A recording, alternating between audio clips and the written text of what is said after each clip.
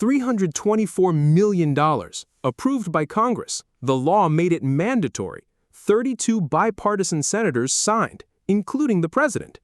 And in June 2026, it was revealed that not a single dollar of this money had reached the communities.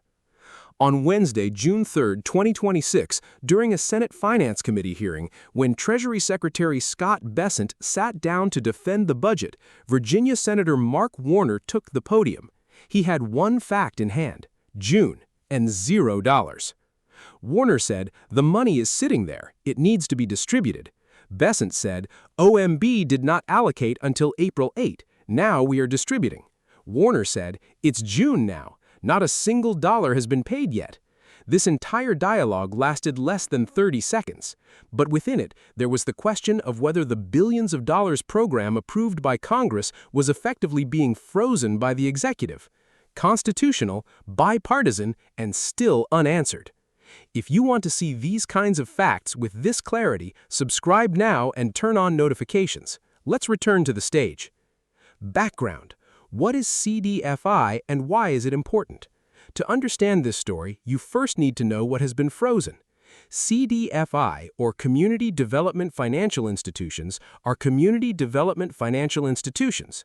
These are financial institutions that operate in rural and urban disadvantaged areas where traditional banks do not provide services, offering loans to small businesses and enabling low-income families to become homeowners.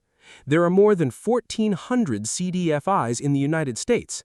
These institutions provide over $300 million in financial services each year, offer growth capital to more than 100,000 small businesses, and facilitate over hundreds of billions of dollars in housing finance. And the federal support mechanism that seeds these institutions and expands their capacities, the CDFI Fund. This fund, operating under the Department of the Treasury, grew under both Republican and Democratic administrations. It expanded during George W. Bush's presidency. It grew even more during the Obama era. It continued during Trump's first term as well. And the $324 million in question represented the legally allocated and mandatory funds that Congress had earmarked for the 2025 fiscal year. However, not a single dollar of this money had been distributed by June 2026. This law requirement, Warner's legal framework. It was extremely important that Warner not only asked this question, but also used the phrase, "by law." According to court records, Warner told Bessent, "Cutting the allocated funds is against the law." This is not a political criticism, a legal determination. Because when Congress allocates funds for specific programs detailed in the law, the executive branch has limited discretion in spending those funds. This defined the constitutional framework that has governed the limits of the executive's authority to withhold funds under the Impoundment Act since 1974. Simply put, when Congress said, "This money will be allocated to this program," the executive could not say, "No, I'm withholding it." But the money was still being withheld. And Bessent's defense was precisely based on this argument that pushed the boundary. OMB did not allocate the funds by April 8. OMB did not allocate the funds by April 8. Bessent's defense, OMB allocated April 8. Bessent responded to Warner's question. OMB did not allocate until April 8. We are now distributing. There were two separate claims within this sentence. The first, the claim that OMB delayed the allocation in April. Bessent was shifting the blame from Treasury to the Office of Management and Budget. It wasn't us, it was OMB that delayed it. The second, the claim that we are distributing now, so the process has been ongoing since April, and the money is on the way. Warner's response immediately debunked these two claims. It's June, not a single dollar has been paid. You say, we are distributing now, but we are in June, and $0 were distributed. This one sentence undermined Bessent's defense because "we're distributing now" and "it hasn't been distributed at all" cannot be true at the same time. 32 senators, bipartisan, including the president. The most important aspect of this story was the bipartisan support, which Warner emphasized. Warner said, "We have 32 senators, 16 Democrats, 16 Republicans, including the president. The money is sitting there, it needs to be distributed." This is an extremely strong framework. Warner was not just voicing a Democratic complaint, he was recording that 16 Republican senators shared the same demand.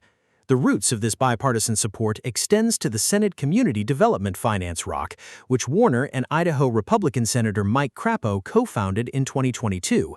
This committee currently includes 32 senators and has an equal partisan distribution, included the president. The emphasis on this statement was extremely calculated. The committee chairman, Republican Mike Crapo, was a supporter of this fund, so the issue was not a partisan disagreement. The committee chair from the same party wanted the money to be distributed too, but the money was still sitting there. The question Bessent wouldn't answer: did we get a written response? Perhaps the most striking aspect of this story was Bessent's failure to answer Warner's question at the previous hearing. According to American Banker, during a previous Senate Finance hearing, Warner asked Bessent to commit to distributing funds for the 2025 fiscal year as required by law. Bessent said he would provide a written response within a week. Warner's office reports that this written response never came. This is an extremely important detail. A government official says he will provide a written response at the congressional hearing. The deadline is passing, no response is coming, and the same official faces the same question at the next hearing. Warner set the stage for this fact as the backdrop of the June 3 hearing. Before saying, "The money is sitting there, it needs to be distributed," he alluded to the time that has passed since the last hearing and the still unreceived written response. And Bessent's answer again fell into the same pattern. OMB did not allocate. OMB did not allocate. Bill Pulte's dual appointment, Warner's second front. The question Warner posed to Bessent in this hearing was not the only one about the CDFI. The issue of Federal Housing Finance Director Bill Pulte's dual appointment also came up. Trump had decided that Pulte would serve as both FHFA director and run the CFPB. Warner brought this appointment directly to Bessent. Warner said Pulte has a track record of not respecting confidential information. In response to the accusation that he used mortgage information as a weapon, Bessent's answer was quite characteristic. Many teams fight in the locker room but still go out and play their game. However, this locker room fight analogy, which glosses over a serious corporate governance issue with a sports metaphor, left the second question unanswered: whether Warner can effectively manage two institutions at the same time. OMB's April allocation, it's a delay, not an explanation. To understand the issues within Bessent's defense of OMB allocated in April, one needs to know the CDFI funding mechanism. Federal fund distribution generally works like this. Congress allocates the funds, OMB allocates these funds to the relevant agency, then the agency distributes the money through programs. Bessent said the second step of the process did not occur until April. However, there were two fundamental issues with this defense. First, the funds allocated for the 2025 fiscal year covered a one-year budget period starting in October 2024, and the fact that the OMB had not made this distribution until April 2026 indicated a delay of approximately 7 months, which needed to be seriously explained. Secondly, 2 months have passed from April to June, and despite the fact that they said we are distributing it now, $0 have been distributed. So even the explanation OMB allocated it late does not explain why $0 are still being distributed in June 2026. Bipartisan letter, explain where it went. The strongest evidence that this issue has gone beyond the Warner-Bessent dialogue is the bipartisan letter sent in early June. Warner and Crapo sent a letter to OMB Director Russell Vought requesting a spending plan and timeline for the $324 million CDFI funding. This letter included the figure, $324 million. Congress had allocated this amount for community development financial institutions. The letter sent to Vought indicated that the issue persisted not only at the Treasury but also at the OMB level. The question of why the delay had now turned into what is the plan and when will it be completed? Illegal, the shadow of impoundment. It is necessary to understand the legal reality behind Warner's statement, cutting allocated funds is illegal. The 1974 Budget Control and Impoundment Act largely restricts the executive from withholding or delaying funds allocated by Congress. When the executive branch wants to suspend funds, it must notify Congress and obtain approval within a specific time frame. When it comes to CDFI funds, such a notification had not been sent. There was no official impoundment request, yet the money was being withheld. This situation could theoretically be considered a clear violation of the 1974 law, and Warner's statement of illegal was precisely based on this legal framework. However, instead of directly responding to this legal objection, Bessent returned to the OMB allocation justification from April. Conclusion: $0, one law, and accountability. The entirety of this story is reduced to a single concrete fact. Congress allocated $324 million. 32 bipartisan senators, including the president, wanted the money distributed. Warner got a written commitment from Bessent. No written response was received. The same question was asked at the next hearing. Bessent pointed to the OMB, and in June 2026, not a single dollar had been distributed. Warner's final sentence summarized the entire situation in one line.